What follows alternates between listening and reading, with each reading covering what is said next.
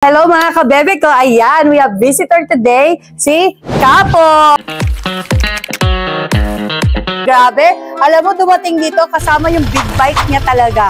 O yun, ang gagawin niya lang, i-interview niya lang ako. Pero hindi siya makakalusot sa akin. Ayan, nabudol ko, mag-o-open din ng pearl. Ay, yung maliit na oyster, yung pinakamaliit, isa lang usually ang laman.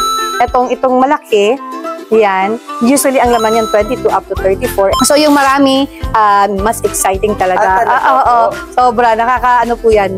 Yan pinaka-highlights namin dito sa shop, yung mag-harvest ng pearl na yan. Ganito yan, meron tayong hint. Okay?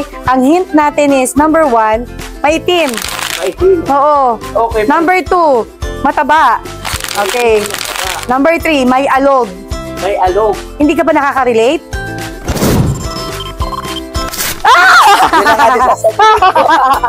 Ay, dako. Dark and never mind. Okay. Oo. Mataba at may alog. Oh, alogin mo. Kasi pag may alog, mas malaki yung laman. Ayan, narinig mo. Oh. So, pasok sa hint. Up and down. Yan, up and down, yes. Alam mo, nakakatuwa to si Capo. Kung saan-saan nakakarating, ang daming pinaggagawa sa buhay. Kailan ka huling umuwi? February pa po. Grabe, February. Naglalagalag siya. Siguro yung pamilya mo sa Facebook pala lang at saka sa ano ko. Oh, doon na lang sila nagkikita.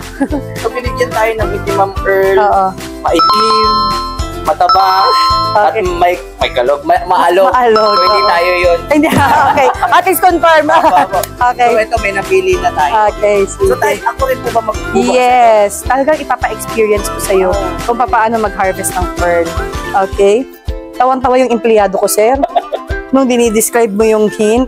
Parang ako kasi. Oh, parang nakatingin nga ako sa'yo. Ayoko lang masaktan ka. Okay. Oh, wag kang susuko, sir. Ayan, bumukas na. Okay. Oh, okay. 1, 2, 3. Go. Oh, ayan ang laman. Ang dami, di ba? Sana makailan tayo. Makarami sana tayo. Wow. Okay. Ayan, oo. Lumalabas na. Okay. So, ngayon, linisan ko muna, ha? Para mas makita mo yung full pearl, kung anong laman, kung ilan. Oh, mas. Tapos, pwede ka nang magpa-picture dyan. Okay. Para mas malinis. Ayan. Yan yung buong view mo ng iyong pearl. Ay, picture ka po. Sige po. Ayan. Tayo mo lang. Ayan. Ano naman to, parang kumain. Parang kang bata. Parang kang bata dyan na nag-i-enjoy. Oo, stress reliever to rin. Oo. Alam niyo ba, parang mga thousands na yung na-open ko na oyster, na shells, pero every time na mag-open ko, I'm so excited. Marami pa dito. Marami pa. Akala ko ano na. Baka ikaw na yung next na ano namin, king. King of Pearl Harvest. Pero 35 yung hinahabol natin. 35 pieces.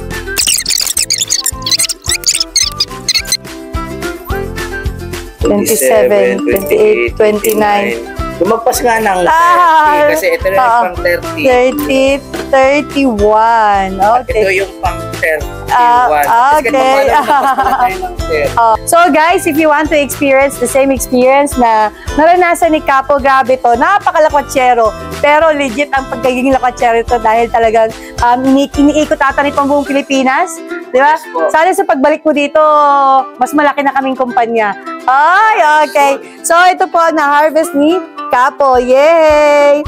Please visit us here at Earl's Jewelry and Souvenir located at Puerto Princesa, Palawan. Bye-bye! Love, love!